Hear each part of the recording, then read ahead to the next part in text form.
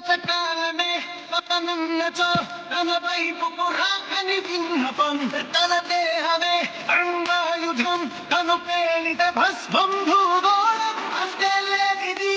తన జోనే అంతం లేనిది తన పేరే పోటీ అన్నది తనకెప్పుడు వేరే ఎవ్వరే వరిలో తిరిగితే అది చావుకు స్వాగతమే చూసి కొడితే మారును చాతకమే సిగడితే వంశపు సంతకమే కలనీ